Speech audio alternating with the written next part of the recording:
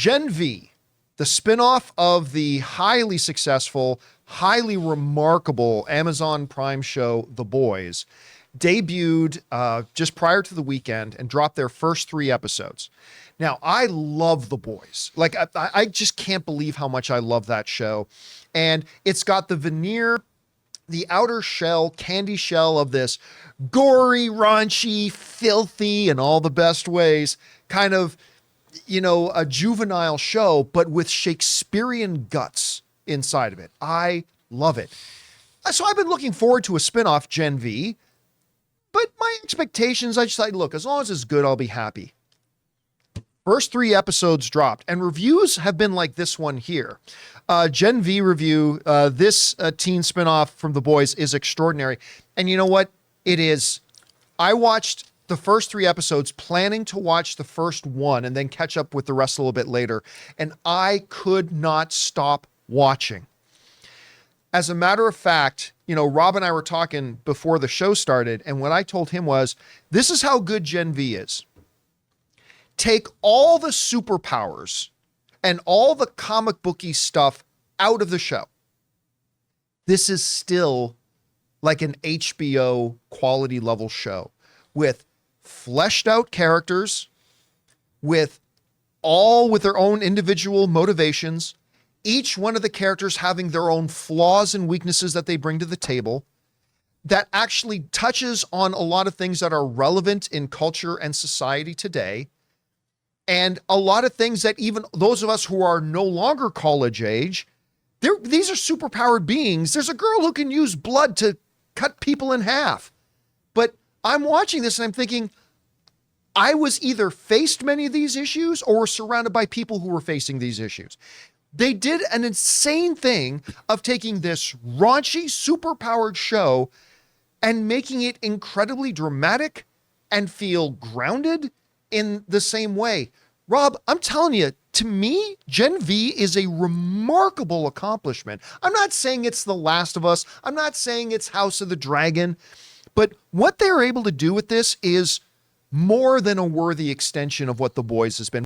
Guys, we want to take a second to thank a sponsor of this video, Vessi. Now, like me, I'm sure a lot of you guys have heard of Vessi, the shoe that claims to be incredibly comfortable and waterproof on top of that. Well, these claims are really interesting to me because as a Canadian who walked around in a lot of snow, and as somebody who likes to go camping and hiking with his wife on the weekends, there's nothing more uncomfortable and horrible than walking around in wet feet. So after receiving my first pair of Vessis and noticing how incredibly good looking the shoes are and how mind-boggling comfortable and flexible they are, the first thing I did was I took them into the backyard to put it to the supreme waterproof test and dipped my feet in my pool. Guys, my feet were bone dry, and like 20 seconds after having them in the pool and I touched them, the shoes themselves were also bone dry. Guys, seriously, these shoes are stupidly comfortable, they look great, and they absolutely lived up to the claim of being waterproof and keeping my feet dry. I absolutely love my Vessi shoes. So guys, if you want shoes that are good looking, are ridiculously comfortable, and on top of all that waterproof, you need to head to vessi.com/Campea and get yourselves a pair today. Go to vessi.com/Campea and get shoes for your best summer yet. What did you think about it? John, like I was telling you, I did my Midnight Musings YouTube show on Friday night. It's over at midnight. And people told me on the show that this had dropped. I didn't know it dropped. And I'm like, okay, I'll just dip in. I'll just dip my toe and sample a little Gen V. I watched all 3 episodes till like 3:30, close to 4 in the morning. I love this show. I love the characters. It was surprising. Do you know, I thought this show loves its characters. There's such empathy, and all of the characters earned my affection.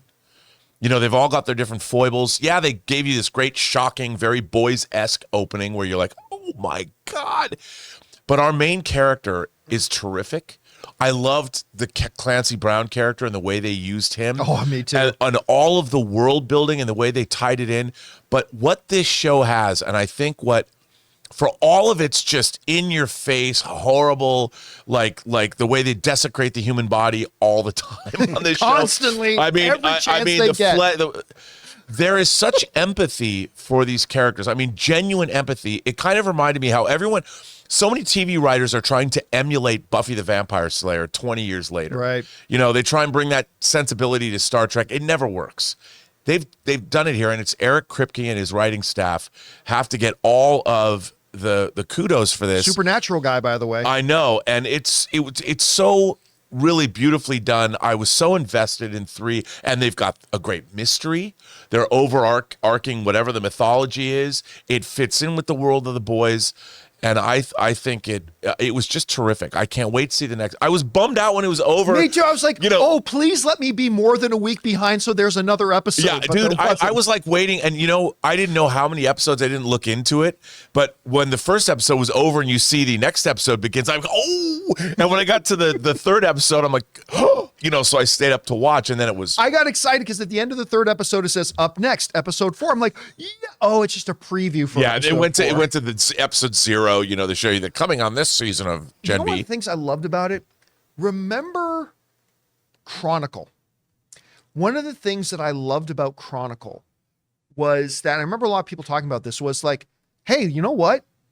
If people that age actually got superpowers, Chronicle actually showed us what they would actually do with it, right?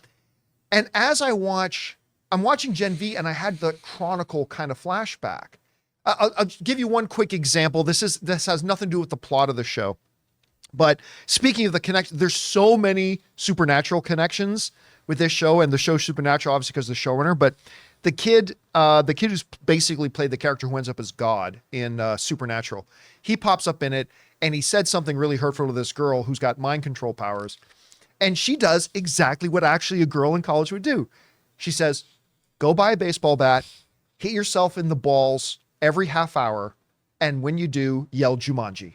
And it's like, that is actually what a girl in college would do if she had that power. And it just felt very real, which made it all the more enjoyable. And what I really liked about it, like that when that character is introduced, I thought, oh, she's just going to be like the typical mean girl. Yes. The hot blonde that's just a bitchy. And she wasn't.